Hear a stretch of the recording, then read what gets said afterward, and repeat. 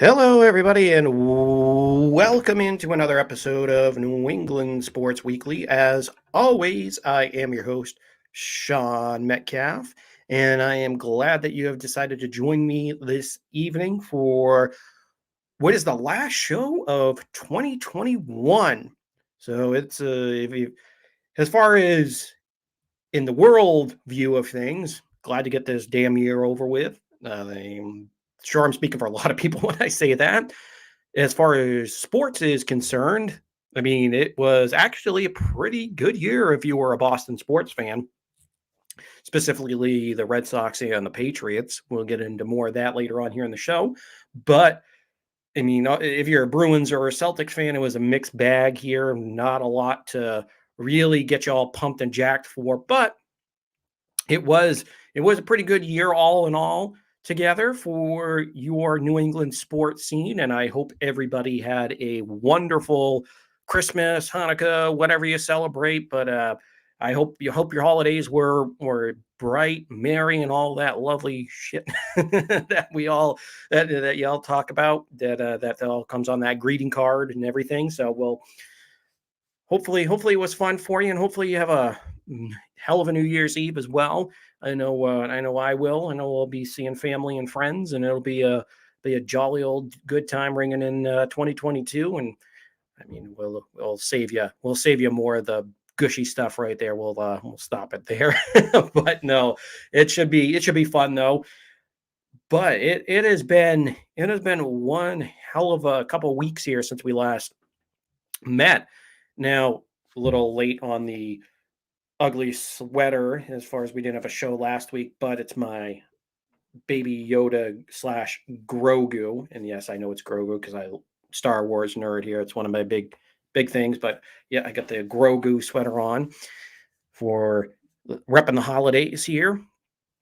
Now, I absolutely love that show. And actually, side note here, it is going to be Mandalorian tonight after the podcast. So if you're watching the live stream, I will be not suiting up. I will be turning on Disney Plus and watching the Book of Boba Fett tonight. So that'll be interesting.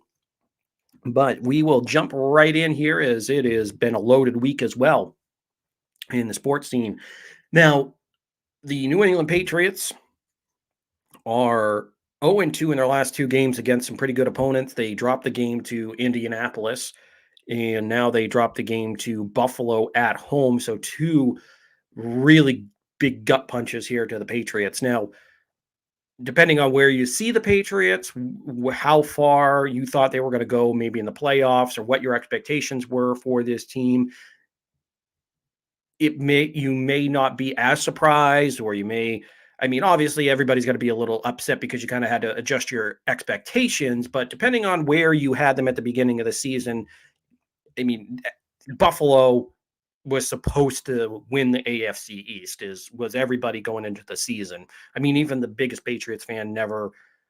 Well, I mean, some of them, but I mean, for 95% of the Patriots fans out there that were saying, I mean, yeah, I don't think I knew anybody that was really saying the Patriots were going to win the AFC East after last year going 7-9, and now you're putting your faith in a rookie quarterback, and hopefully he develops. Now, obviously, we know how the story's gone through 16 weeks of this season, and it's been one hell of a ride that we'll talk about here later on. But Mac Jones didn't look like the Mac Jones we saw over that 7-game win streak. He's had a couple uncharacteristically poor completion games here where he's hovered around that 70% mark, which is astonishing, not even just for a rookie, but for a veteran, for any of those top tier veterans. That's the cream of the crop when you complete 70% or above. So I mean, that's saying something. So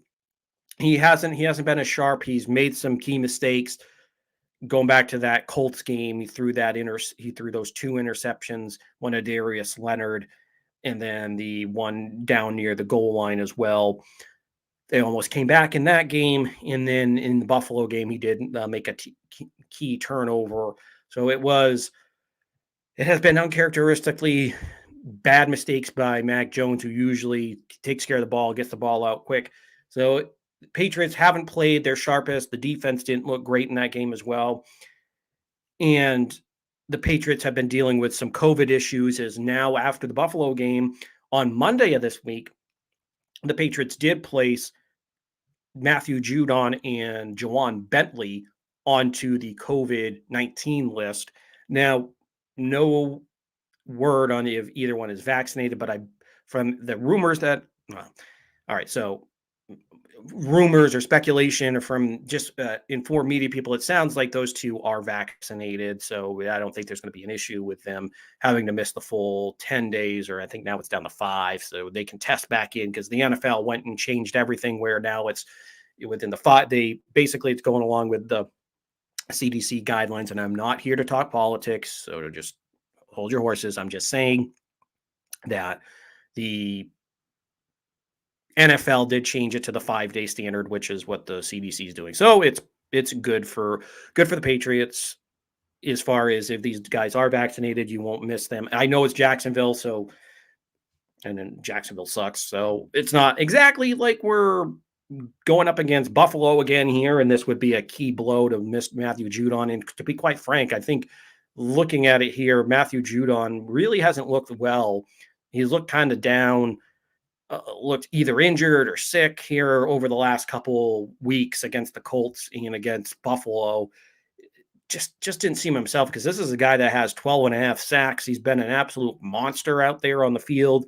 I mean, he's been arguably the best free agent acquisition they've had in a long time, and he just hasn't looked the same. So I probably for a couple weeks here probably has had something going on, and it finally developed into COVID. So at least now it's against Jacksonville. So even if for whatever reason he can't test back in by game time or 90 minutes before the game, it won't be a gigantic. Well, I mean, it's a gigantic blow, but I mean, as far as it won't be felt as bad as if you were playing a better opponent, because I mean, Jacksonville is just everybody's going on COVID or getting hurt, and that franchise is just an absolute mess after the Urban Meyer debacle. And I mean, I don't want to take them for granted, because this is the Patriots team that lost back-to-back games in 2018 with some of the guys that are on this roster, back-to-back games to the Lions and the Jags. So that's not, I mean, not that you can ever count anything as a win, but I mean, you're facing a bad team here in Jacksonville. But they are going to go down to Jacksonville this weekend, play the Jaguars, and get a taste of Trevor Lawrence, the number 1 overall pick. But again, they are dealing with a few key pieces off the defense because of COVID. But again, we'll see how that plays out. And then John Madden, the legendary Hall of Fame coach, arguably Hall of Fame broadcaster. I don't think there's an argument really about it. And then I don't know if there's an entertainment or video game Hall of Fame. I would have to look that up. But if there is, I mean, John Madden would belong in that as well, because, I mean, Madden football, I've been playing Madden since maybe like 1998. I think I remember playing it on one of my cousins. I think it was on Sega Genesis, or could have been, I think it was Sega. And then on the PlayStation, when that finally came out, the first generation of PlayStation, I remember definitely playing it there. And then when I switched over to Xbox pretty early on in 2001, 2002, when that came out, I remember just playing all the Maddens, basically up to today. Although then the modern Maddens haven't been as good. I mean, without competition, there's not been nothing really driving them. So I got it this year because Mac was going to be on the roster, and it's been fun, but I haven't played it as much. But I mean, growing up, I played it all the time. I mean, I played season after season after season after season, and I think I got to like the one point in 2000 with the 2000. Well, it's Madden 2005, but it was the start of the 04 season. I think I got to the point where it was like 2014. I think I got to that point where I was playing it that much in the franchise mode. But I mean, I love Madden. Even with the gripes I have about it now, I still love it. So the video game, the broadcaster, the coach, I mean, everything. He's such a legend. He's a reason why a lot of people love watching football and have learned a lot about the game of football from him on the broadcast and from video games. So he threw out a wide net and got a lot of people to watch, and he was such a character out there. We'll talk a little bit about him later on in the show, but that was some sad news to hear that he had passed away at the age of 85 last night. I was sitting down having dinner, and I got that alert on my phone, and I actually heard it on one of the shows I was listening to, and that was just, it was sad to hear. I knew there were a couple of things that had come out recently. I didn't see the Fox one, but there are a couple of things the NFL Network did around the 100th anniversary, and you could kind of tell he was getting, I mean, obviously he's older, but not not everybody that's up in the 80s kind of has that frail look, because I know everybody's like, oh, baby, you're old. But as far as looking at a few things recently that he was in for the NFL Network or NFL specials, he looked a little frail. He didn't look the same. And you never want to judge or kind of make assertions about somebody, but he just did not look the same out there. And it was definitely sad to see such a large legend, and no pun intended there, of the game just to pass away. It's never fun to hear that news. So he will definitely be missed, and our condolences go out to John Madden's family. And then over to the Garden, the occupants of the Garden, to be more specific, the Boston Bruins have still not played a game here in about a week because they have been on basically a COVID delay, if you want to call it that. And they won't play again until at the earliest New Year's Day, because we're scheduled to play some Canadian teams, the Maple Leafs, the Canadiens, Senators, and a few others there, but they had to push those back because of the restrictions that Canada has, that you'd have to quarantine. I believe in Canada it's 2 weeks, 14 days. Okay, it could be off there, but basically they have a longer quarantine schedule, and it would make a mess. So they're trying to rearrange all of that. So the Bruins have had a hell of a time trying to get back on the ice, playing any hockey, and it's been a complete mess that we'll talk about later on. And then of course the Boston Celtics have been on a downward spiral, I would say, is more like it, for a team that a couple 4 or 5 years ago we all thought they were going to be loaded for bear with a lot of young talent. Not that they still don't have some young talent, but just things have transpired where they just don't, they look lost out there on the court, and they blew a game against the lowly Timberwolves to a team that's had 9 of its starters out because of COVID. And one of the regulars that actually played didn't even know the name of one of his teammates. So that tells you something right there. So we'll probably do a quick segment there on the Boston Celtics. But as we mentioned off the top of the show, off the top of the Out of the Box segment, the New England Patriots, who were riding high a couple weeks ago, coming off a 7-game win streak, were 9-4, then lost to the Indianapolis Colts, and then had a big division game against the Buffalo Bills. Took one off the chin against the Bills on Sunday afternoon in Foxborough. Is Mac Jones and the offense really didn't look explosive. I mean, the run game looked pretty decent. Damian Harris had the 3 rushing touchdowns, but they weren't really able to get anything going in the air. Mac Jones again, really, for the second week in a row, this is where, I mean, I'm not hitting the panic button. I'm not worried. I mean, long term in the future, I still think he's your franchise quarterback. He's a guy that you could definitely build around. I mean, you can't, I know this is so cliche to say, but you can't build Rome in a day. So I'm not expecting him all of a sudden to turn into Tom Brady or Joe Montana or Patrick Mahomes or Russell Wilson right out of the chute. I mean, I think we all got so excited after he played so well in the first 3 months of the season, all the way through November. And since December's kind of rolled around, he's kind of hit I would say probably the rookie wall at this point.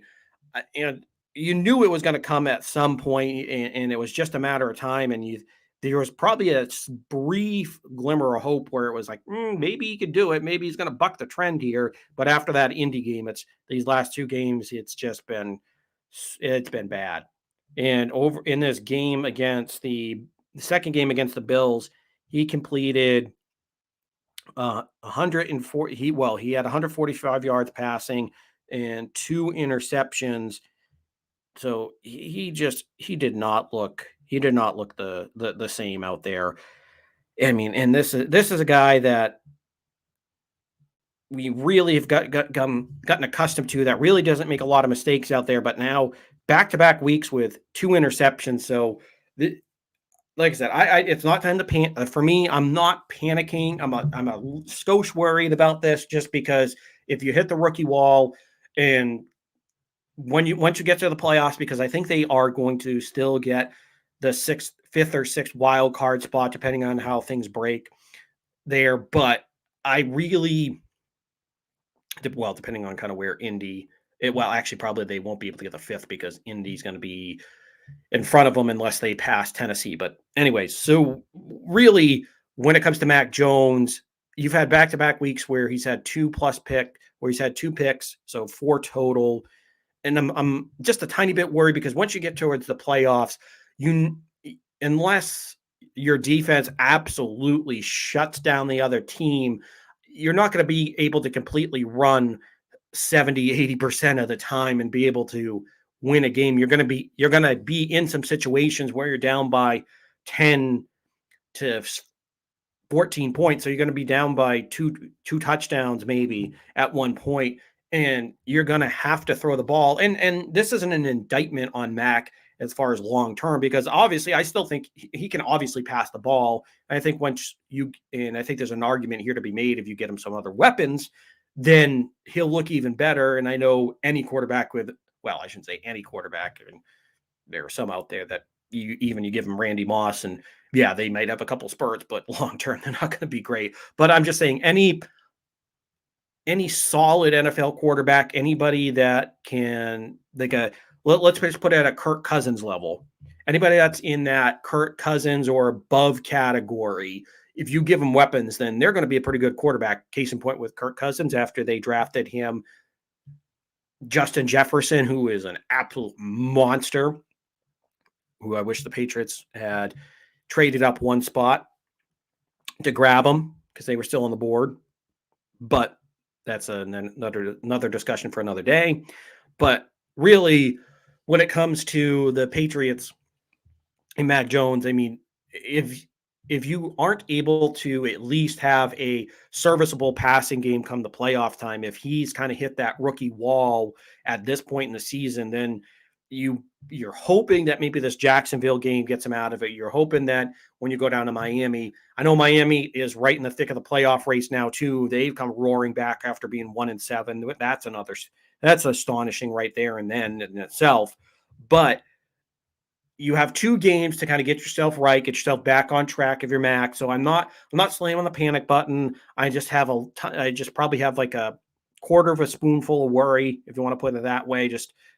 I'm not panicking, but just a little worried here that maybe he's at that rookie wall where you're going to need him come playoff time, because obviously teams know you're going to be able to run the ball. And once you get into the playoffs, you're going to face those better teams. And if you face Indy again, you get Buffalo, depending on how things kind of unfold here, then I'm worried.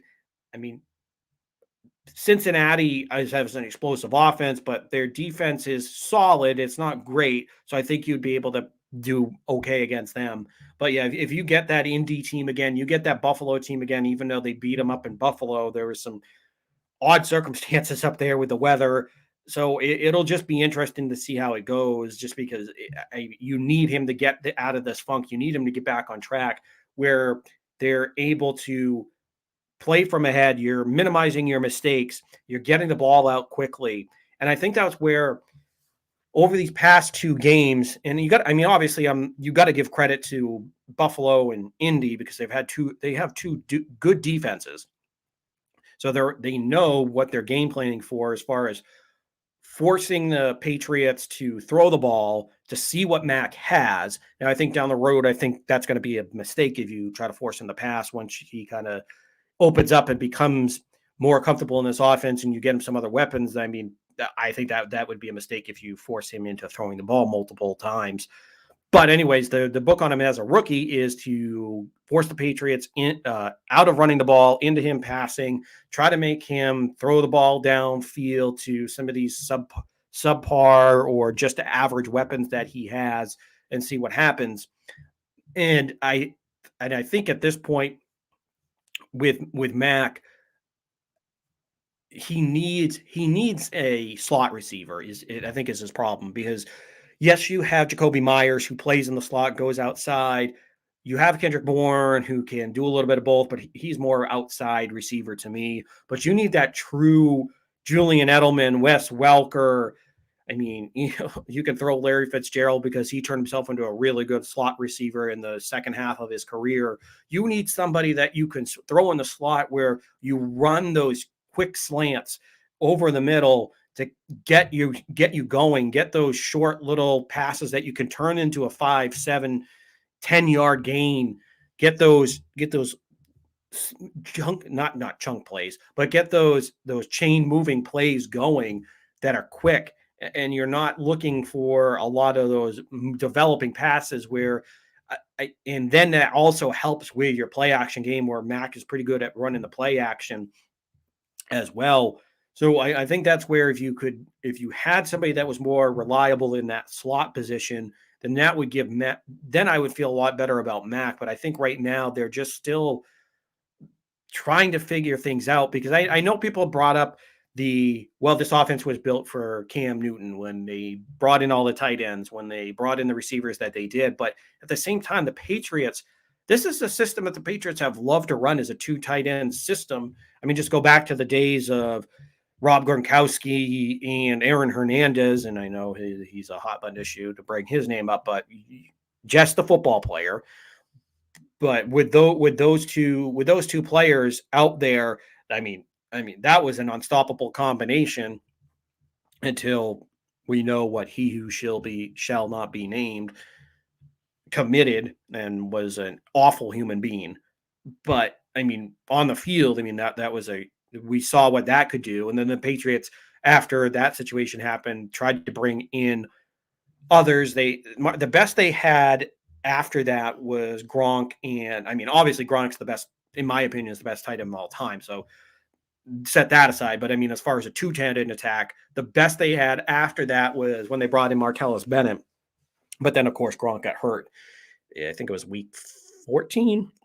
I'm sorry, like week 9 or somewhere between like week 9 and 12 against Seattle, when Cam Chancellor came across the middle and absolutely, whereas Cam Chancellor or Earl Thomas hit Gronk right in the rib cage, and man, he was done for the year. But I mean, they've always tried to run 2 tight end sets with Gronk and Hernandez, or Gronk and Gronk and Martellus Bennett. They tried with some others, but it really never worked with any of the blocking tight ends that they brought in. Or they had Jacob Hollister. Then there is I can never remember his name. He popped during the preseason and then was sent off to the Jets. Oh, Zach Sudfeld. There we go, Sudfeld. So they've always tried to do it. So people trying to make that argument that they brought in these 2 tight ends for Cam because he loved to throw to the 2 tight ends. The Patriots have always done that. That was after the Patriots renaissance of 2010 when they drafted Hernandez and Gronk. And then that was pretty much what they were going to build around, and we saw what happened. It was a thing to behold. And so because you had that first part of the Patriots dynasty where you had the run game in the first 3 Super Bowls, and then they opened it up. They had the Randy Moss, Wes Welker years. And then, like I said, after 2010, when Moss shot his way out of town at the end, you ended up having Gronk and Hernandez take things over. And then you had your slot receivers and Wes Welker. And then when he left in after the 2012 season, then you had Julian Edelman, who is one of the best clutch receivers that the Patriots have ever had. So you ended up having You've had two tight ends for a long time. And we saw what you could do with two tight ends and a slot receiver. So that's, I think, to me, that's what's missing, because the two tight ends can work. And I think what really helps those two tight ends is having that slot receiver that helps open up the middle. And right now they just don't have it. I know I spent a lot of time on this, but to me, that's really what's missing, is just having that other slot receiver to complement those two tight ends and complement those down the field threats. And obviously, I would love to have a down the field threat of Devontae Adams, a Randy Moss type of player, you name it, out there, like the Patriots had, like I said, during the Moss era. But I mean, obviously, to be unrealistic, unless you're going to back up the Brinks truck, which after spending a lot of money this offseason, I don't see the Patriots doing that for Devontae Adams, who I think is probably going to follow Aaron Rodgers if he ends up going to, I don't know. Well, maybe not Denver, because they do have some good weapons out there. But depending on where Rodgers goes, I mean, if he goes to Cleveland, maybe Cleveland brings him in, or wherever he ends up popping up if they need a number one. I mean, Devontae Adams is gone unless they stay in Green Bay. But I mean, if there's any chance, a glimmer of hope, I would love to have Devontae. But anyways, getting sidetracked there. I just think right now, I think you need that slot receiver to help them out with that, with what they're running. I think that's what's really missing, is that slot receiver at this standpoint to help that offense go, because that's always been the case. No matter what version of the Patriots offense, like I said, even especially the two tight end set, but even going back to the days of the downfield bombs away offense, you had Wes Welker, and even you can throw in Troy Brown in that equation.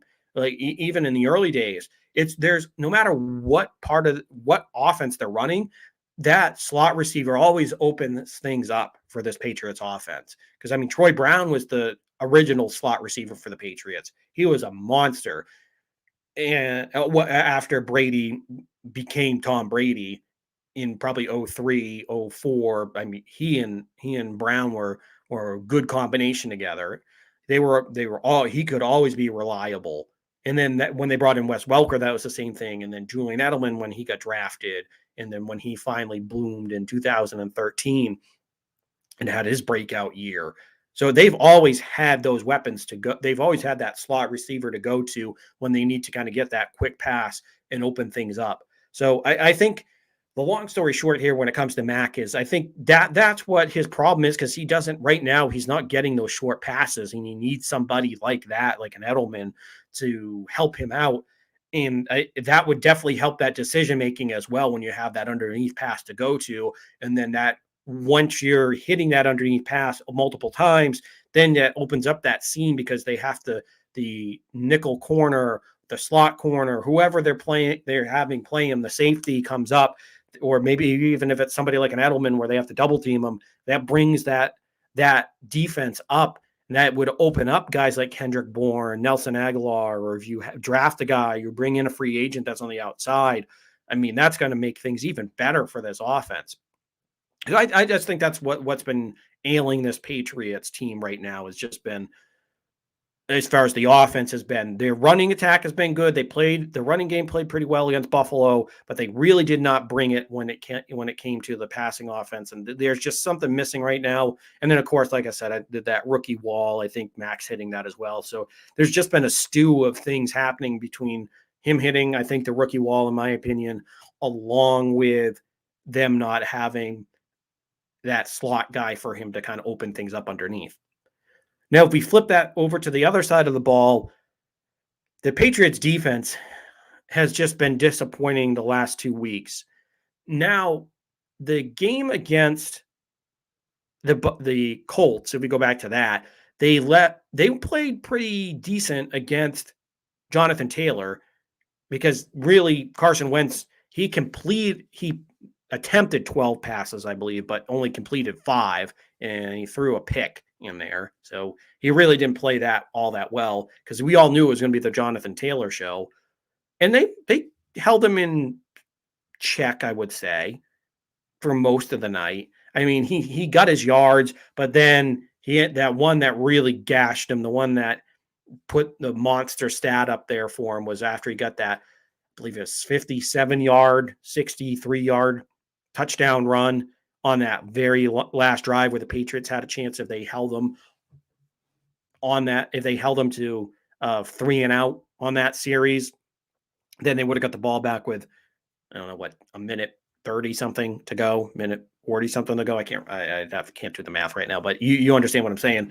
They ended up having that situation where they could have gotten the ball back and could have won the game, but he ripped off that long one. And they had Dante Hightower, and I believe they had Kyle Duggar, where they could have stopped him, or it was McCourty, one of the two safeties. They had a chance to tackle him for not for a loss, but they had a chance to stop him before he got that first down marker.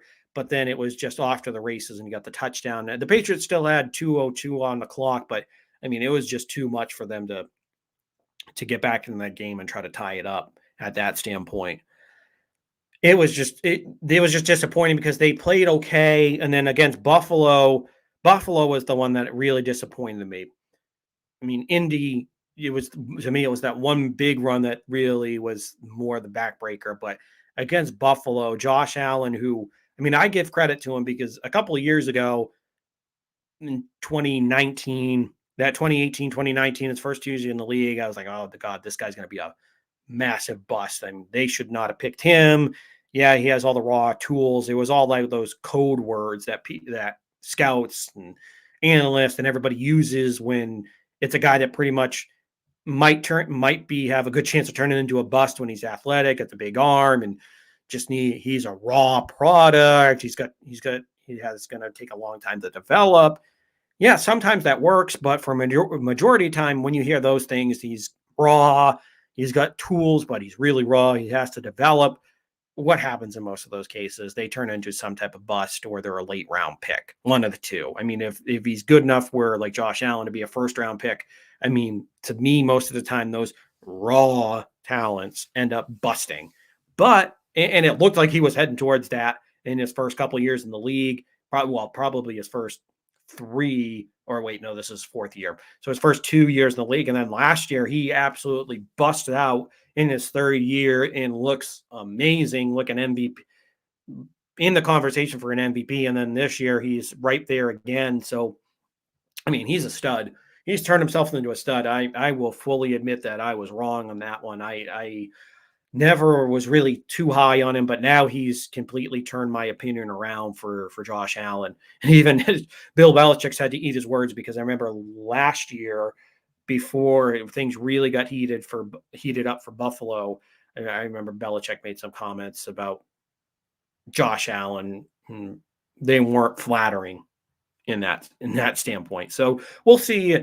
So it was that. I mean, we're not facing a Zach Wilson here, or somebody that's melting down a Sam Darnold. I could probably go name all the Jets quarterbacks because they always melt down against the Patriots. But I mean, to be honest, it really, you knew that Josh Allen was going to come out. This wasn't going to be the same as it was that week. Was it 12 game in Buffalo, week 13 or whatever it was in Buffalo, the bad weather. I mean, he threw it okay that game, but again, there was all that wind, 60-mile-an-hour gusts out there. But still, for Josh Allen, you knew he was going to come in here with a vengeance along with that team after being embarrassed. After the first game of Buffalo, I was like, maybe they got their souls crushed, and then maybe they're going to be send them down a bad road. But they came right back.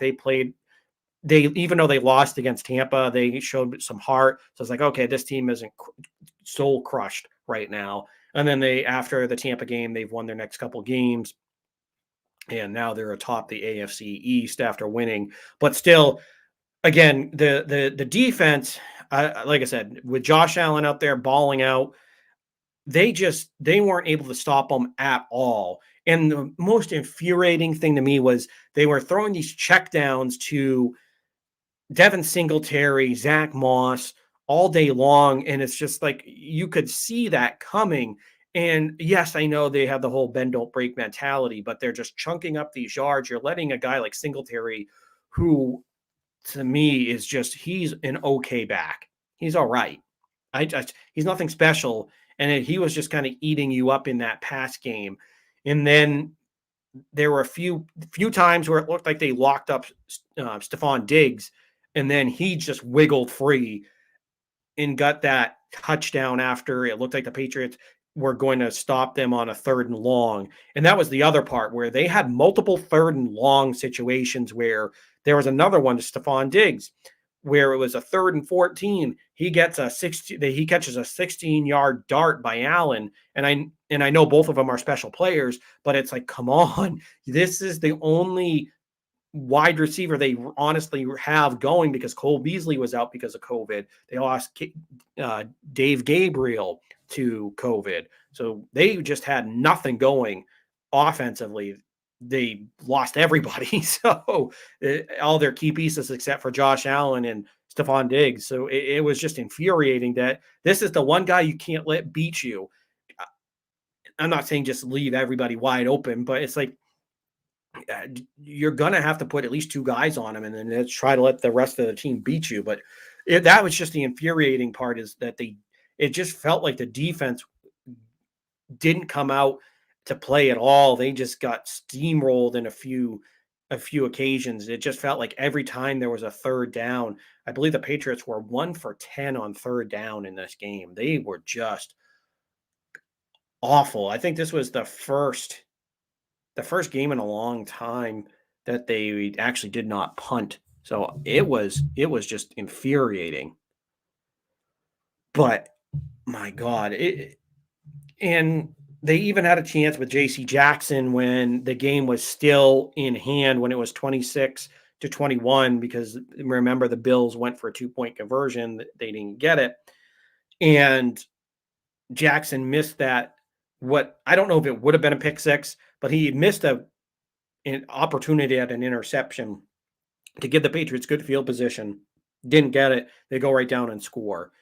And I know we can sit here and also talk about those penalties as well. Trust me, I was yelling and screaming at my TV when I saw though that especially that penalty against Mac Jones that they took back, or not against Mac Jones, the penalty that against Buffalo where they were called for a roughing penalty where he got pushed 5 yards out of bounds. So he was, I don't know, 5 yards, but he was at least maybe a yard or so out of bounds. And remember back to the first game against Buffalo in Buffalo, I believe it was either Miles Bryant or JC Jackson. Somebody in the secondary went to go tackle Josh Allen. He still had half his body in bounds. So you're still fair play there. And they just hand touched him out of bounds, just tapped him out of bounds. They called him for a roughing penalty, which I think is 15 yards. And the Bills got a field goal out of that. The Patriots looked like they were going to march down the field and put points on the board. And then they made that call against Matt. They made that call against Buffalo when they pushed Mac. And I mean, it wasn't the most violent hit I've ever seen, but they started to hand tackle him and then they pulled him. It wasn't a horse collar, but they pulled the back of his jersey and they pulled him down and he kind of landed a little awkwardly. So you're like, okay, yeah, this is definitely a flag. The referees convene and it was called back. Like, what the hell are you doing? That's a clear penalty. That is a clear penalty. Well, what the hell are you doing? You called one that was for basically the defensive back breathing down on Buffalo. One of the Patriots defensive backs just basically breathing on Josh Allen for a lesser play on the sidelines a couple weeks ago, and then you don't do this. And yet for a one that was a lot worse than that, you took the flag back? What the hell is wrong with you? The officiating in that game was just horrible. And then there was a taunting penalty for David Andrews, which, I mean, I don't blame David Andrews for sticking up for Mac Jones.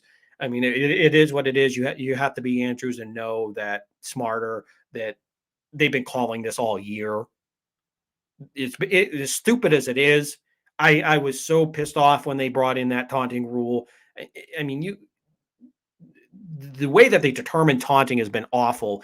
I mean, as much as I hate Cassius Marsh because he's just a douche from his time here in New England and the things that he said.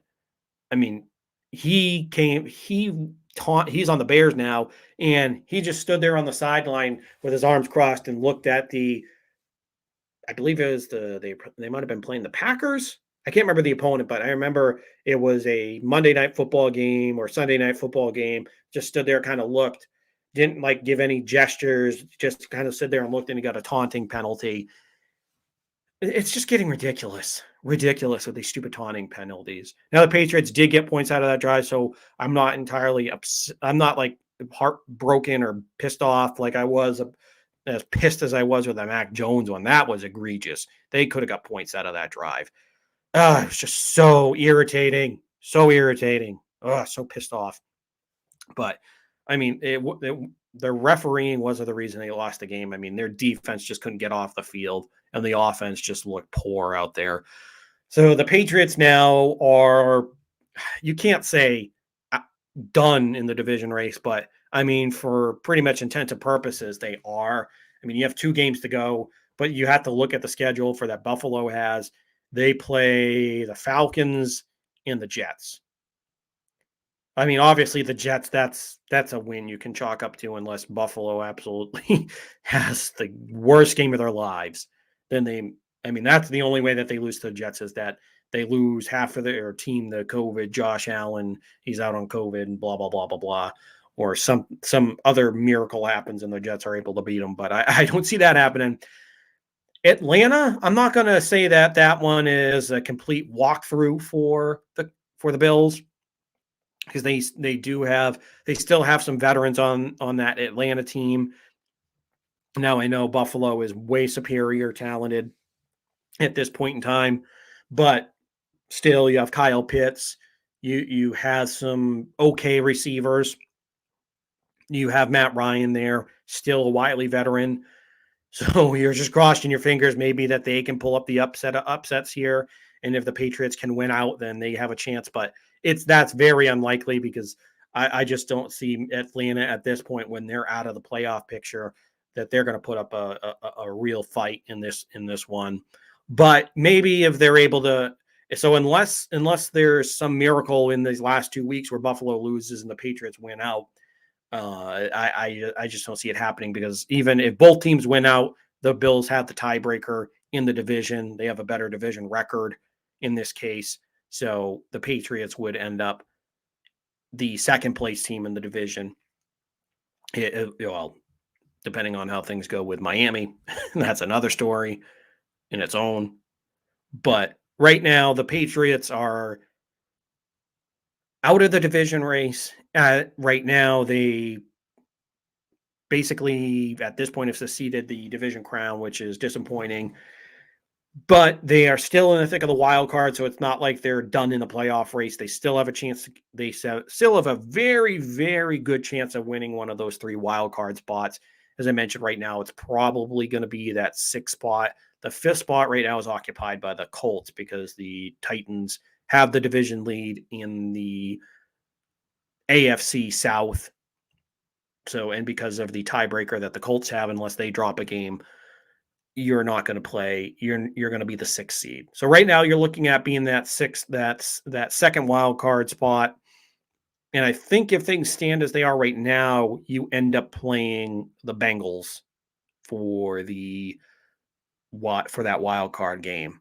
So it'll be interesting to see how things kind of play out here, because you have Jacksonville coming up. Jacksonville, like I said, you can't ever say anything's a cakewalk and it's a guaranteed win, because it's the NFL, blah, blah, blah, any given Sunday, all that lovely crap. But, I mean, the Jacksonville Jaguars have nothing to play for at this standpoint. They've lost a lot of their guys to COVID right now, and they just lost James Robinson, their running back, with an actual injury. So he's out. So their best player is out.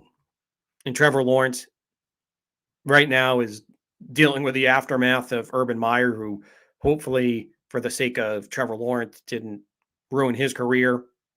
So we'll see how that goes. But again, you can't ever call this a layup, so I'm not going to say that, but this should be one that you can look at and be like, okay, hopefully the Patriots come to play. They don't come looking lackluster here. So I mean, you have to get the win here.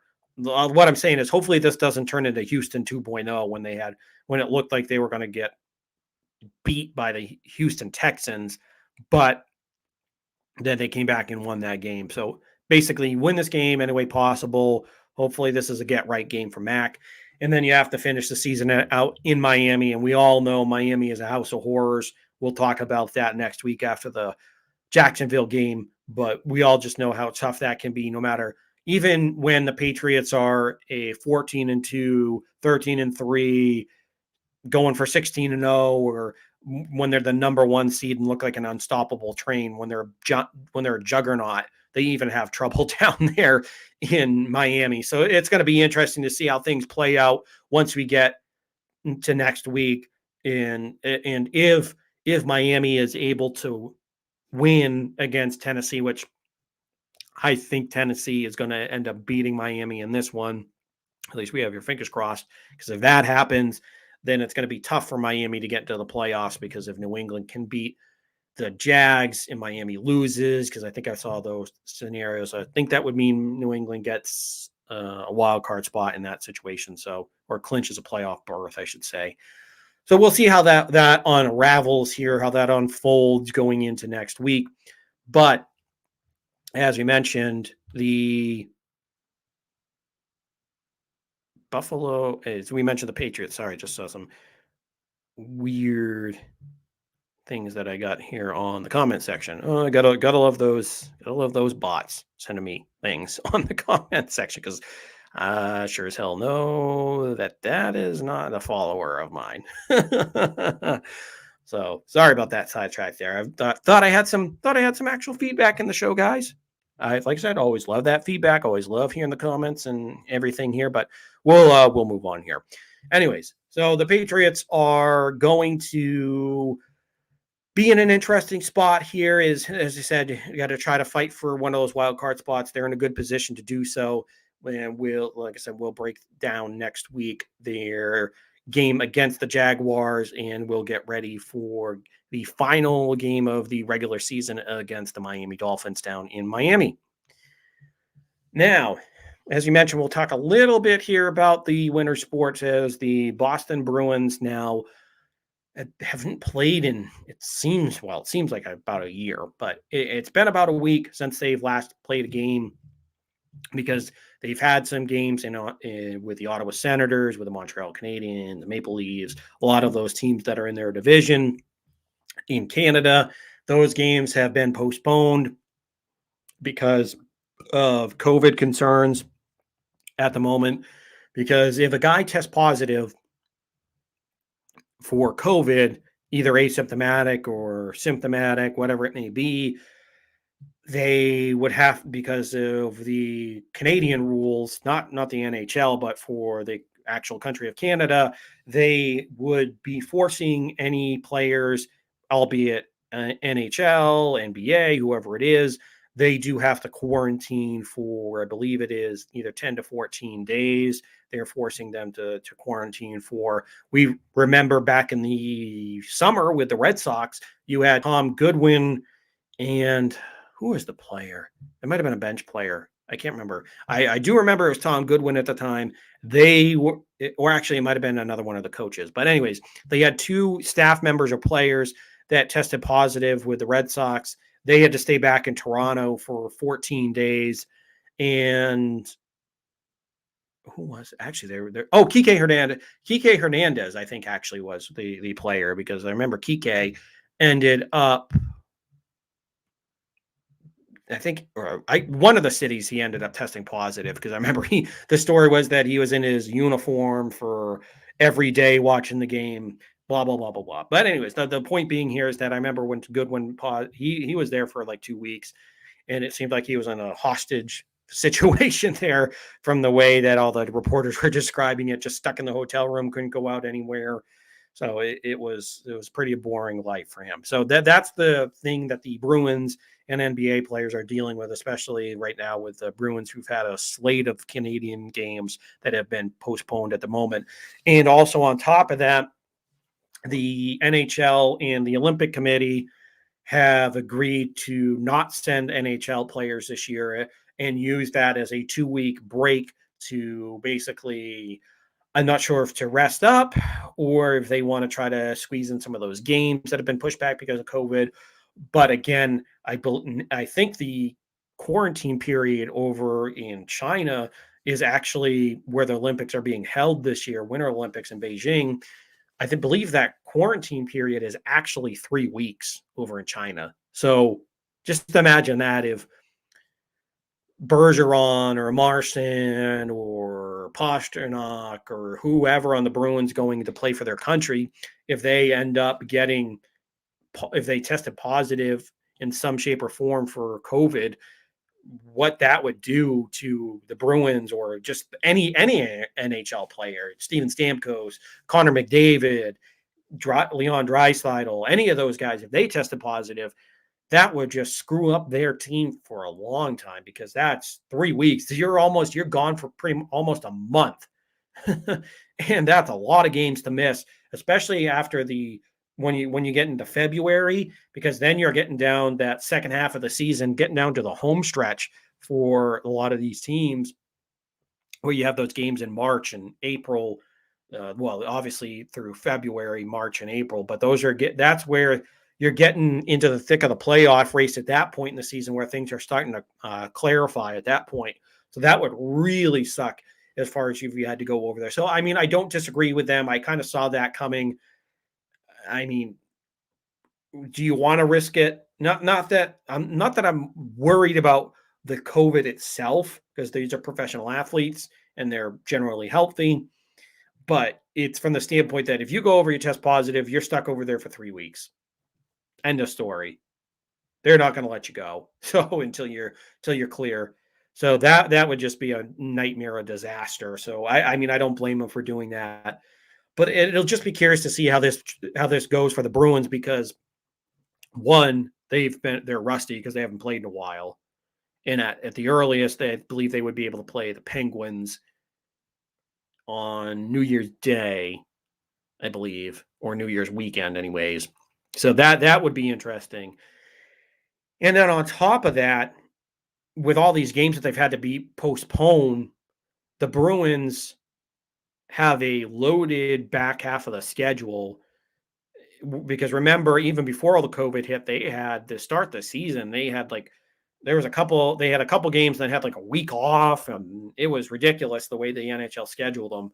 They already were going to be backloaded anyways. So now you're going to have to push a lot of these games into that backloaded schedule again. So will be interesting to see here if the NHL maybe extends the season, or maybe with that winter break that they're having with the Olympics no longer not the Olympics are taking place, but where the Olympics not taking place for the NHL, maybe they'll end up using that time period for games to make up, or maybe at least one of the weeks that they would have been in Beijing. We'll see how that all unfolds for the Bruins, but that's definitely going to be the big thing there. Is they haven't played in a long time. They are going to have a lot of games once they get back into playing. They're going to have a lot to go by, and then to throw this all together, when we get into February, we're getting closer to that return time for Tuukka. So there's just going to be. We went from like no Bruins news to we'll have a whole boatload of Bruins news to talk about once we get into January, February here. So it will definitely be interesting to say the least for the Boston Bruins. And then quickly here on the Boston Celtics. I mean, come on, this has just been the same story. I feel like every time we do this damn podcast, we're talking the same thing when it comes to the Celtics, where it's okay, same old story. They have some sort of dysfunction. There's some type of argument going on. There's some drama. There's something going on. And then the Celtics are fighting to be 500. I could probably say this 2 weeks from now, 3 weeks from now. I could say this in damn April when they're getting towards the playoffs, that they're fighting because now they have those stupid play-in instead of having 8, so it's like 10 seeds, I think. So it'll be right now. I think they're 9th, but I think we're going to have that same damn discussion unless something drastically turns around, because they lost to the friggin' Timberwolves. The Timberwolves, who have lost 9 players to COVID. I can't remember the player for the Timberwolves, but he's one of their actual regulars on the team who had to start, was playing with one of their G leaguers that they had to bring up, and he didn't know any of their names. So you lost to a team that was pretty much back end pieces and G leaguers, which is ridiculous. This Celtics team is so far underachieved. I mean, come on, we're talking about a team that's 4 or 5 years ago had Gordon. They brought in Gordon Hayward. They traded for Kyrie Irving, and I know Kyrie Irving is a mental case. He's got. Listen, if he actually has some issue, like mental issues or anything, he needs to go and get it taken care of. I'm not making fun of that. Don't get me wrong. If you have any of those problems, please go seek help. Blah blah blah. All that stuff. I'm not belittling that. That's not what I'm getting into, because I don't think he actually does. I just think despite whatever Kyrie's actual issues are, where to me he just drives me crazy. He's so fake, and it just drives me crazy. There's every majority of whatever he does is just so all about him. Tries to bring all the attention to him, and he's just so out of his mind. It's ridiculous. And but just going back to the basketball player, before we knew all this, before everything went to hell in a handbasket with Kyrie, you had Gordon Hayward, you had Kyrie, you brought in Al Horford, and then you drafted Brown and Tatum. And then you had Marcus Smart. Just look at all that talent that was on that team. I mean, that was supposed to be that exciting young core. Now things happen with Kyrie Irving, where he left town. He went to Brooklyn. I mean, Al Horford got traded, and he was kind of a disappointment in that contract where he underperformed, where he was getting paid to be. And all you Celtics fans out there, all you green teamers, don't come at me with he did all the little things right. Yeah, I know he did all the little things right, but he was getting paid to be a star on this team, which I think when they first signed him, they overpaid for him to begin with. He was never, even in his heyday, he was never that superstar. He was that good. He was a really good player. He was a role player to low-level all-star for me. So, I mean, that was a good player to have on your team. You need those guys, but he was overpaid. But the other big parts there, where you had Jason Tatum, you had Jaylen Brown, and those are the big building blocks along with Kyrie. And you're like, those three are going to be your superstars for a while. And obviously at that time they were both young. And then things have happened over the years, and now we're 5 years into it. Everybody wants to say, well, just still give it time. Yes, and I understand that Tatum and Brown are still 24, 25 for Brown, and then Tatum is 23. So yes, these guys are still super young, and they still have not even gotten to where they can to their peak at. They're not even close to their peak. So yes, these guys have a lot they can build on, but still, to me, it's just been disappointing, because you have these two guys you can build around, but they never seem to coexist on the court together. They have glimpses. I'm not saying off the court. That whole stuff with them, if they're friends or not, I don't give a shit if they're their friends or not on the court. That's not my worry. It really is not my worry. I mean, I want them to be on the basketball court, gelling on the basketball court as far as feeding off of each other. And it just seems like they have not been able to do that at all. That's what's just been infuriating, is you have this young core where they should be taking steps forward, but it just seems like they take one and then they take 2 steps back, and we're back to where, okay, this team that has good talent, or they have 2 really good young talented guys with some decent pieces around them, at least these last couple of years where things have kind of deteriorated. But you're talking about these guys where they should be they should be taking that step where they're the somewhere between the sixth to third seed and really should be somewhere in that fifth to third seed in the end in the Eastern Conference, but they really have not. They've really taken some major steps back here, and it's been disappointing. And like I said, you just keep hearing about and even you thought maybe bringing in Ime Udoka would fix things, but it really, I mean, he's kind of pulled out a lot of tricks out of the bag, and to me, it just seems like at first I thought maybe calling out Tatum might work there for a moment. It seemed like it might have, but then it just seemed like he wanted to maybe take a little credit for the success because he came out and said that he had talked to Jason. But it just seems like there just is no positive momentum going here for the Celtics. They've been beat by some teams that you just shake your head at. And even when they have leads against good teams like Milwaukee, yes, I know Milwaukee is the reigning NBA champions, but you had a chance to close that game out a couple weeks ago, couldn't do it. They just have not they just have been so disappointing, and I just every time I try to talk about the Celtics, it seems like I'm have a broken record. And I'll continue this conversation. I'll continue to have it all year long, all season long. But it's just infuriating that there's just been nothing new to talk about. Well, I mean, I should say it's all new to talk about, but it's the same. It's new, but the same story. If you catch my drift, it's another day, but same old story. It's just different way, just different pieces to get to that same story. Basically, it's just a different infight. It's a different spat that was happened, or it's a different frustration that this player had or that player had. So it's so infuriating to just to think about that. And then and then just to think that you have some of the green teamers out there that just want to say, wait, just wait. There's young talent here. We're 5 years into this. 5 years into Tatum, and I think 6 years for Jalen because I think he got drafted in 2016. So we're 5 to 6 years into their careers.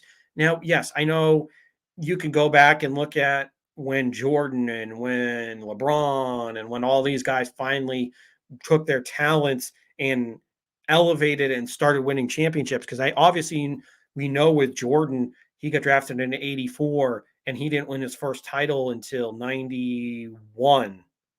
So obviously that's 84, 85, 86, 87, 88, 89, 90. So what? 7 years. So obviously 7 years for Jordan to win his first title. I mean, I'm not going to count down every superstar that's taken a while, but you catch the drift. It's like everybody takes time to win their title. Hell, LeBron, it took 7 to 8 years to win one until he got to Miami with the Heat. So, or even longer. So yes, it takes these guys a long time to get their titles, but still, that to me, that's not the point. It's like, yes, you made it to those like the 3 out of 4 Eastern Conference titles. I know that, but you should keep on moving up that ladder. It's like they would make it to the Eastern Conference Finals. They had 1 year where they made it to 7 games, but it's like you have to make it deeper. Make an NBA Finals here for crying out loud one of these years if you have these young stars. Maybe you lose, but at least you made it to the finals and you get that experience. But it just seems like it's so infuriating because they don't take those steps forward that's possible. And for the green teamers to say, wait, just wait. They have the young talent. And we haven't seen what Udoka and Brad Stevens are able to do now that he's in the front office. But to me, that's not the point. It's the young core of talent that they keep on bringing in, and they keep have it. To me, they have so much young assets. Now, I know some of them. I'm not calling all of them stars or superstars because obviously, I'm not saying Neesmith or Romeo Langford or Peyton Pritchard, Grant Williams. Yeah, those guys are role players. Some of them, maybe a Neesmith could develop into an everyday starter if he can be a good if he can turn into an everyday good shooter and whatever happens to Pritchard. I'm not saying that this can't happen, but honestly, it's like they have it, but the big building blocks, the big fish, the Brown and Tatum, those are the ones it's just like we need to see. You want more now because it's been 5 years. Do you want to wait another 5 years when they're 28, 29 years old? And oh, okay, finally, like waiting 10 to 11 years. How patient do you want to be? Now, I know I'm not saying things don't take time. I'm not expecting a microwave championship. That's not what I'm saying. But when you're 5 years into it, and instead of making steps forward, you're taking steps back. That's the part that I can't stand. It's like you have this talent. You should not be in this situation where you're below Chicago, you're below the Hornets, you're below these teams, which you should not be below because they don't have a Brown, they don't have a Tatum. That's what's infuriating. So I've heard so many of the green teamers just say, wait. We've waited 5 years. It shouldn't be at this point, for Christ's sake. Oh my God. Oh, that's my that actually took longer than I thought with the Celtics. I spent more time on them than I thought I would. But I mean, really that's what was that was what was eating me up with the Celtics. But to get to another note that's more on the somber side, as we talked about off the top of the show and the out of the box, the legendary Hall of Fame coach, Hall of Fame broadcaster, and legendary not designer, but face of NFL video game franchise, and John Madden passed away at the age of 85 last night. Now, John Madden, I was never alive when he was a actual coach with the Oakland Raiders back in the late 60s.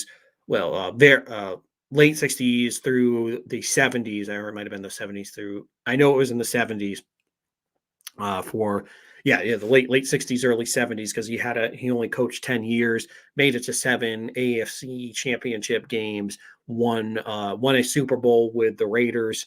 So obviously he is a legendary coach. He actually has the highest winning percentage for any coach, even though he only coached 10 years. He's a legend. I mean, he is one of, if you put together like a top 10, top 5 coach, well, at least obviously top 10 coaches of all time, he's definitely going to be in there. We all know Belichick and Bill Walsh, Don Shula, Landry. Those guys are going to be right up there. But you could definitely, John Madden deserves his spot in history along with the Lombardis, Belichick's, and George House's. He's right there with them. He's one of the greatest coaches of all time, even though it was a short stint.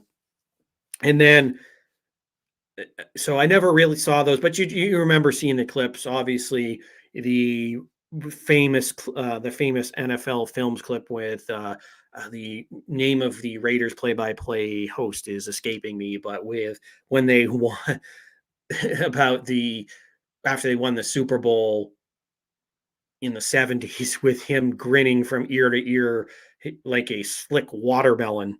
The very colorful adjectives that they used to use. Those were some good old days with the broadcasting where they had some of the best coloring, the best play-by-play guys of all time. But anyways, you remember those, like calling him smiling from ear to ear like a slick watermelon and things of that nature. And there's a million more, but I vividly remember that clip. You remember him? He was a big dude. Just remember him walking around on the sidelines with the Raiders, and he was, I wouldn't say more physically, maybe not from the stature standpoint of like him looking overbearing, but physically he was imposing from his physical stature, a big dude. But then where I first remember Madden from is going to be from him calling the games on Fox and then sliding over in the Monday night booth and then going over to NBC on the Sunday Night Football broadcast with Al Michaels, who he did Monday night games with. I believe he did Monday night games. I might be mistaken here, but I'll look that up here in just a second. But John Madden obviously legendary broadcaster. And as a Patriots fan, the famous clip of the last minute and 41 seconds of Super Bowl 36 against the Rams, where it was tied, and we had the first year starter set in Tom Brady in the Super Bowl. We all remember that drive, and the famous quote by John Madden was, I don't like what the Patriots are doing. They should just take the ball here, clock it, and go into overtime." And then what, in real time, game time, what, 30 or around 50 something seconds later, in real time, whatever, 5 minutes later, oh, I kind of like what the Patriots are doing here. I like what they're doing. Changing his mind, but I vividly remember watching that on the Super Bowl broadcast, and Madden making that comment, that changing his mind within a matter of minutes.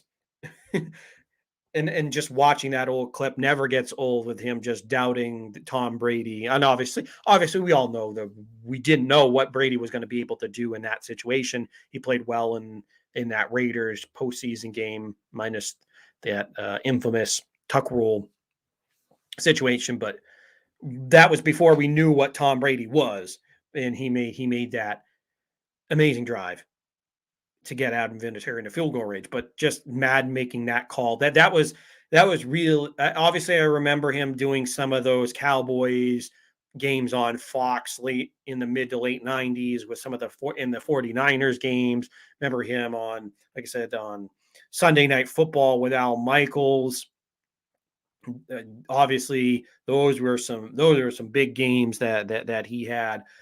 He was always, and he always brought the game of football, the complicated game of football, into the simpler man's life, or dulled it down, I should say, because obviously football, to anybody that's new to the game, it obviously can be complicated, because you're looking, if you've never seen a play sheet before and they show you like a play, you see the X's and O's, you see a go route, you see a slant, you see a post, you see a slant and go, a sluggo, you see a button hook, you see all these, you see all these plays that are written up on a sheet, and you're like, what's going on here? And then when you see a quarterback, when it's 56 zebra X right, 85 tango, and then you just see, you hear them make those type of calls, and you're like, what the, when you're new to it, you're like, what the hell's going on, before you've ever played football, before whatever's going on, or you're just new to the game. But he would always, he had some colorful ways of describing it, but he was able to kind of bring that in make that more simplified. And then obviously we all remember him on the telestrator, just all the squiggles that were going around, and they're making, well, obviously some phallic images at times, but well, I remember that. And then I remember one of the, I think it was a game with I don't know if it was a Niners Cowboys game, but it was one game that he was calling, where where there are water coolers. He's like, oh, there are two big water coolers. One, here's the papa water cooler, and here's the mama water cooler, and here's a small, and right here's a small water cooler, and bam, they're in the water cooler family. And for some reason that one stuck out, just because it was funny. And then obviously we know all the him famous for bringing the bam, here, touchdown, bam, and then drawn on the telestrators, and the two deep safeties here, and one right up the slant, and then Randy Moss caught the touchdown, and bam, 7 points for the Patriots. And bad John Madden one there. I used to be able to do one, but it's kind of lost on me for Madden.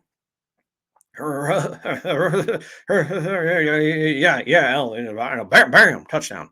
But anyways, so those are my first recollections of him. Of course, he was so fun and entertaining to watch. He and Al Michaels were great together, but he and Pat Summerall were probably obviously when Pat was getting ready to retire. But when it was John Madden, Pat Summerall on Fox, one an ex-player in Summerall, and then an ex-coach in Madden. I mean, those were the days. Those were some of the best ones right there. You got some of the best analysis ever.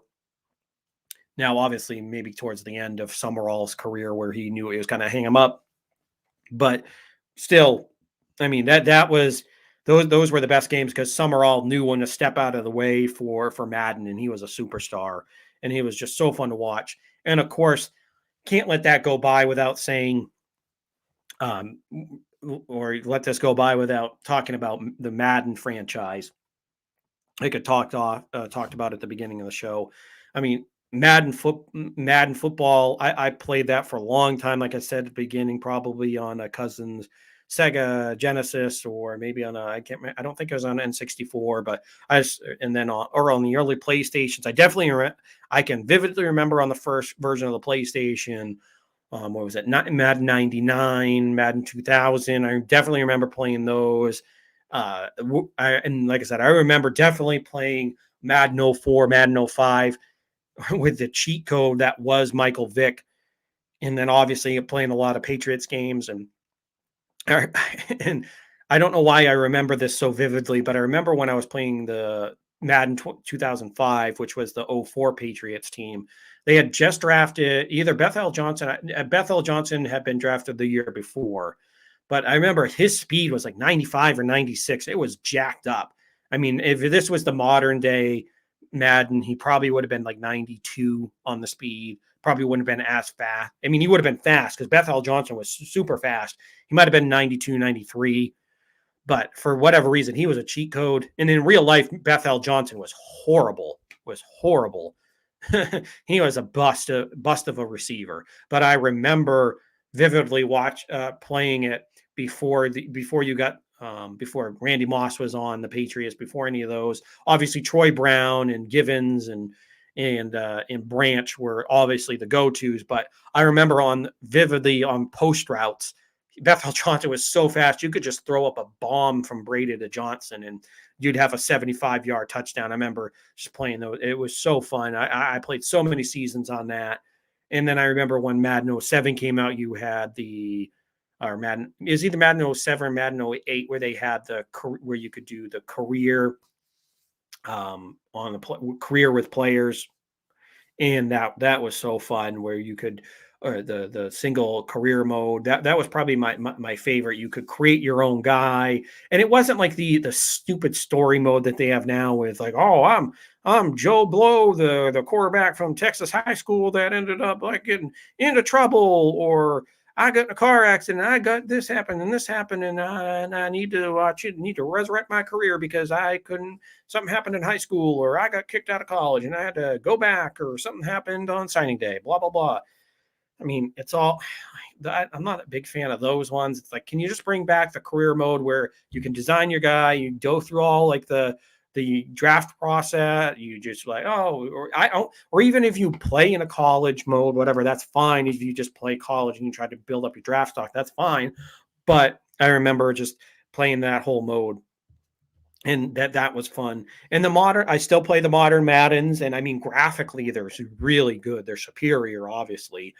I mean, they're not as good, but from the standpoint of the game mechanics, because they don't have the competition of like the NFL Blitz or ESPN, the 2K one, they don't have that same competition. So things have slid down a little bit. I still play it. The past couple of years, I was kind of like, why am I buying this? I still bought it this year. I bought it definitely because they have Mac and some of the updates on there. It's still to me is lacking something on the modern one, but just as a whole, though, how many kids learn football through Madden? Just think about that. How many people learned what a cover three was, what a Tampa two, what a nickel and dime defense was, what um, what a 3-4, what versus a 4-3 or 46 defense was. I mean, obviously you have all the NFL documentaries that talk about that, but still, I'm just saying as a kid, it shows you the play sheets. Or on offense, it's like, or how many kids learned what shotgun offense was, what a 2-minute drill was, or what the I formation, or what a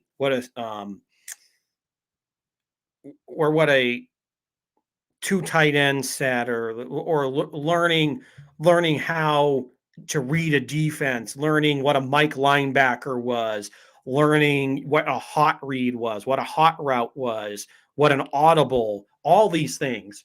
Just how many kids learned what football was playing these games. I mean, I'm a sports nut junkie anyway, so I kind of knew what those were going into it beforehand anyways. But I mean, you do pick things up, and I mean, everybody thinks that they can be the next offensive coordinator. Oh, I play bad, I can just draw these things up, blah blah blah blah blah. But I mean, obviously, how about at least it teaches kids at a young age. So because John Madden, I mean, you can say what you want about the modern Madden franchise, but when it first came out, if you look at all these documentaries about Madden, he didn't want to be part of a product that was just ho hum. He didn't want it just to be another like Tecmo Bowl. Well, I mean, Tecmo Bowl was good, but he just didn't want it to be just another football game. And he wanted to be like, all right, if I'm putting my name behind Madden, I want it to be as realistic as possible. And of course, like when I think it was 88 or 89 was the first Madden football game. So obviously, setting aside what the technical was, I mean, you just look at it for the time, and it was like, wow, you actually have plays. Because before it was just, oh, you run it and throw it, or just run the ball, and if you didn't get to choose your plays, you didn't get to pick things, or it just wasn't the same. And it just evolved over time, where it was just like, where with Madden football, they would actually when they were able to do the 3D graphics, they were able to, or when they were able to put names, they were able to put 11 guys out there on offense and on defense, because he didn't want to have a football game where it wasn't 11v11. So they were able to do 11v11 football. And then as computing technology was able to move forward, he was able to add more plays, more verbiage, more this, more that, more audibles. So he didn't want to be part of just a bad product. Like I said, just leave aside what's going on right now with how they've kind of been so lately. But the whole point is that he brought a product to the table that has been lasted a long time, has stood the test of time, basically, with Madden football. So I mean, it's sad to hear that he's passed, but he's left such a giant legacy. And just, I know personally, being a Patriots fan, listen to that Super Bowl 36. I just remember all his calls. He was such a good broadcaster. And obviously, going to school for what I did for sports broadcasting, he was one of those guys that you didn't play or coach, but you looked up to him just because of what he brought to the table. And then, of course, with Madden, I mean, that Madden got me through my childhood. I've played so much Madden through my childhood, my teenage years, and all the way up through being an adult. I played so much of it. It's so fun playing Madden. And as we transition here from the passing of John Madden at the end of this year, we will also look at the closeout of 2021. We're going to look at some of the more happy things, the things that we have been thankful for this year, the best surprises, the best presents, I guess, to put it that way, since they're still around the holiday season, around the new year, as we put a bow on 2021. Now, as far as one of the best, as far as 2022, 2021 in review, I mean, if you're with the Red Sox, with the Boston sports scene, you have to start with the Boston Red Sox. We all know, going into this year, a lot of us said, well, all right, it'll be surprising if they can make it past 500, or if they get to 500, that's going to be a good accomplishment. If they can maybe compete for a wild card spot, but maybe they lose out in the last weekend of the season, or they at least they're competitive into September. But of course, this Red Sox team took us on a wild ride. They had a moment during the late summertime where it looked like things were going to fall apart. They might maybe this was the true team, but they got things together the last 2-3 weeks of September. They won 92 games. They made it into the playoffs as the top wild card for the American League. And they were able to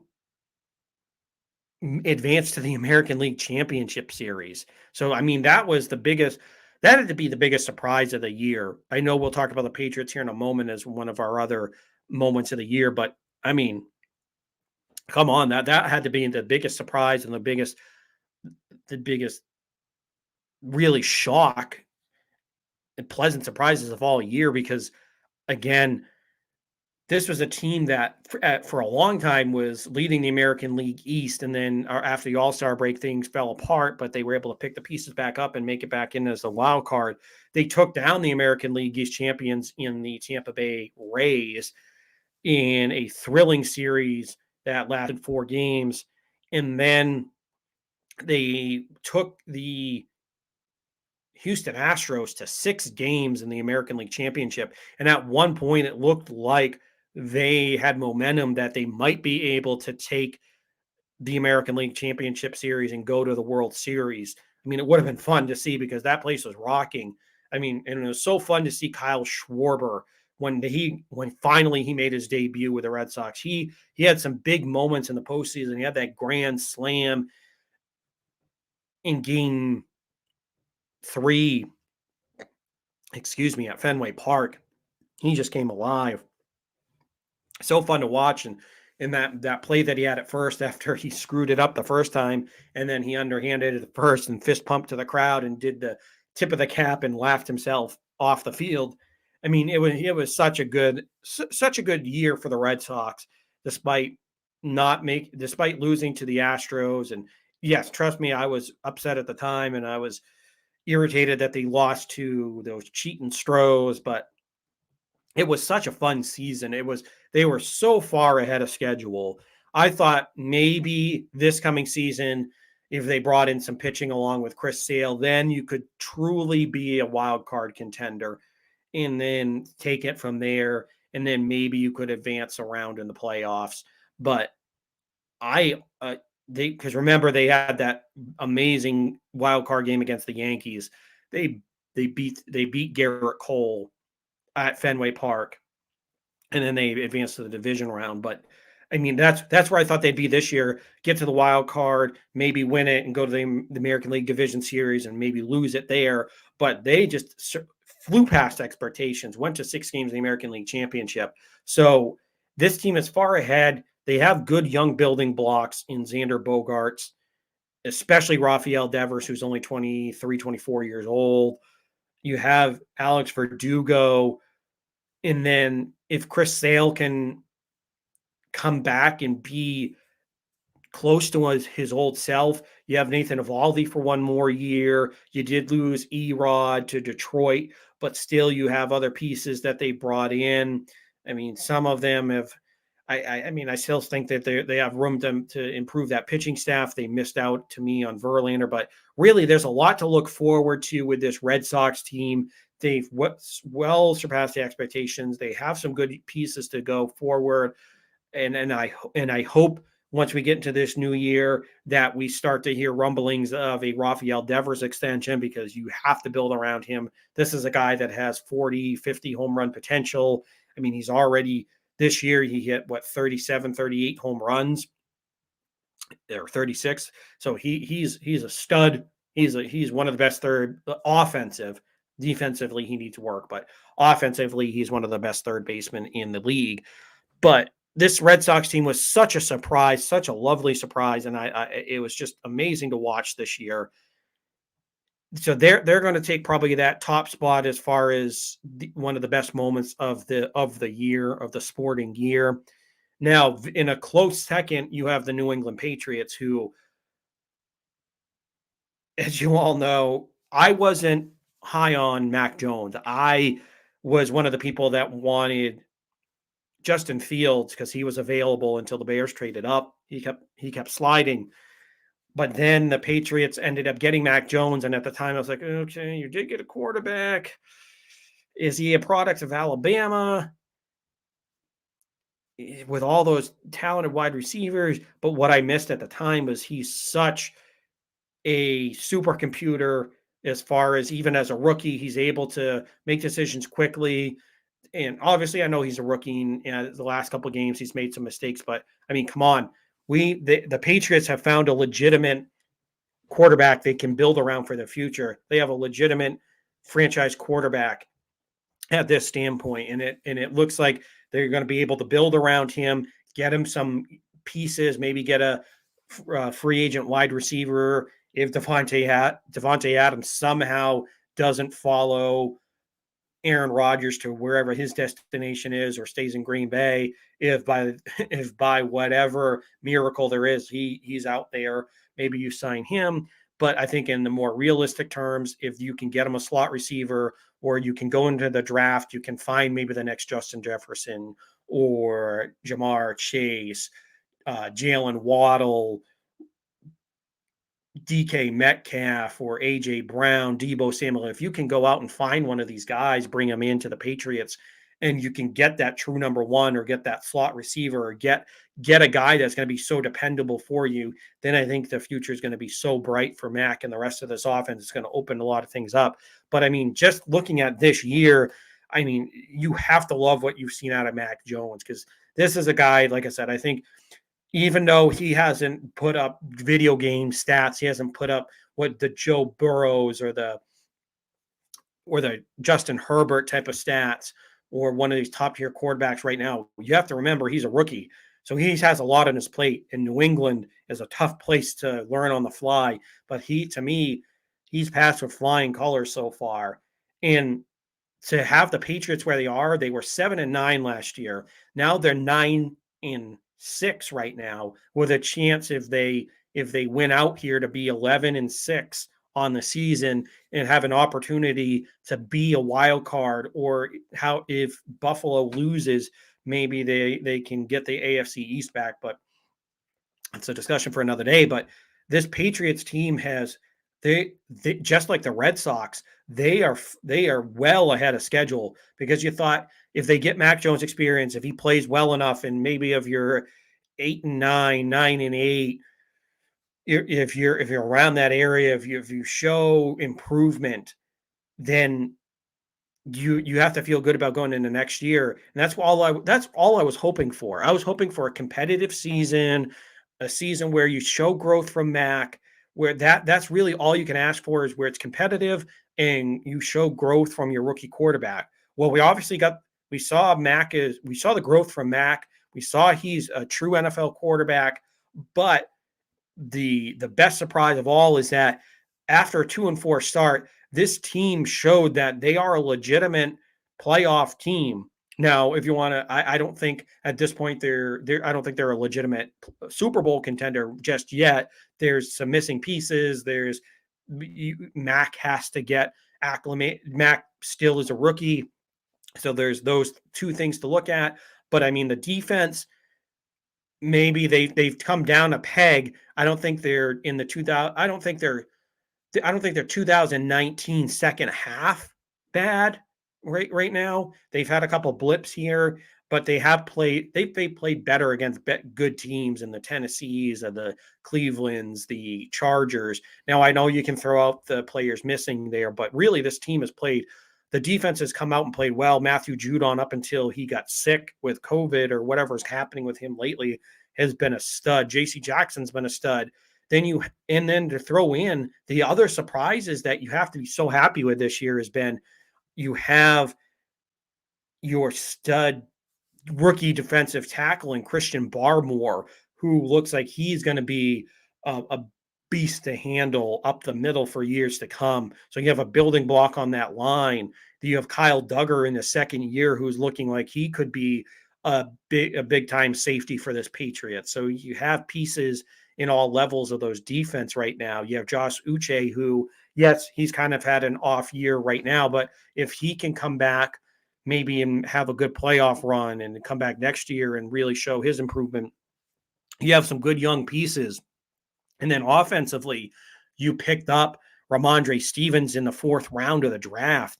This is a guy that you have two thunderous backs here with Harris and Ramondre Stevens. Now, Ramondre Stevens, yes, he's a power guy, but he's bigger and faster than Damian. Well, they both got pretty good speed, but Ramondre Stevens has some good speed for a big guy. And the one thing that you've noticed, he's able to slip through some tackles. He gets low and he's able to make some moves, make guys miss. So even though they're both power backs, he complements Damian Harris so well.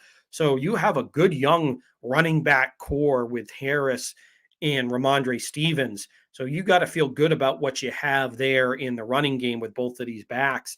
And then to top things off, I mean, again with Mac Jones, you have a pretty good offensive line that you have with some good pieces there. So, I mean, everything's looking well above schedule. And depending on how things pan out this year, I mean, whatever happens the rest of this year, for me, it's going to be a success if you make it to the wild card round. You can win one game, you're competitive, and then you make it into that divisional round past the wild card round.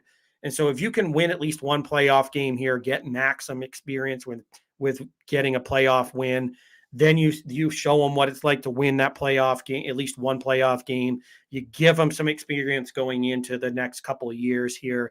And I think the sky is going to be the limit for this franchise moving forward. So there's a massive bright spot here with both the Boston Red Sox and the New England Patriots. They both have great things to look forward to. And like I said, with the Patriots, when you can find your franchise quarterback, when you've drafted right.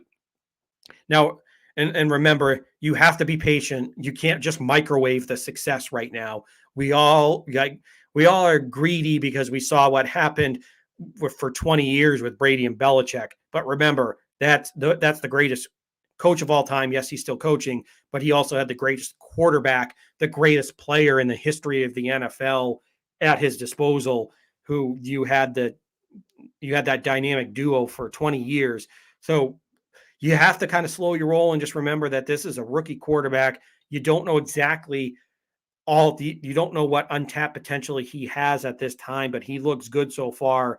And you just have to be so excited. So as we wrap things up here in 2021, things just look so good for at least two of the four Boston sports teams moving forward. So if that's anything if that's any indicator of how things are going to be in 2022 with these two franchises, sign me up for that again, because it's been a fun ride watching both of those teams here. Now, as we wrap up the show, we are definitely going to obviously break down the Jacksonville Jaguars versus Patriots game next week. And hopefully the Patriots are able to come out of that one with a win, because they obviously need to get back on track. And it's one of those perfect get-right games against the bad Jacksonville team. But like you said, can't take them lightly because anything can happen. But still, they're a bad Jacksonville team. And then obviously we'll keep you abreast of anything going on with any of the COVID situation with the Bruins, if they're able to get back out on the ice. And of course, anything else that breaks here in the Boston sports area, we'll keep you up to date. And as always, if you like the show, click the like and subscribe button on YouTube, hit the bell for any notifications. And like I said, hit the subscribe button there to get any notifications when the show is about to start. And as well as on Spotify and SoundCloud, if you can't watch us live, you can always listen to the show on Spotify or on SoundCloud. Just, again, subscribe to the show, get your updates on the podcast. Or you can also, and you can also follow me, if you look on the screen there, at my Instagram/Twitter handle at Sean_Met28. And that's also, like I said, that's for both Twitter and Instagram. Or you can follow the show's Twitter account at NE Sports Weekly. So as always, send me your comments. Always love to hear from you, unless you're a bot like we had tonight. But other than that, I hope you guys enjoyed this show. Have a wonderful New Year's Eve and Happy New Year to you all. We'll see you next year in 2022, and keep on chugging along.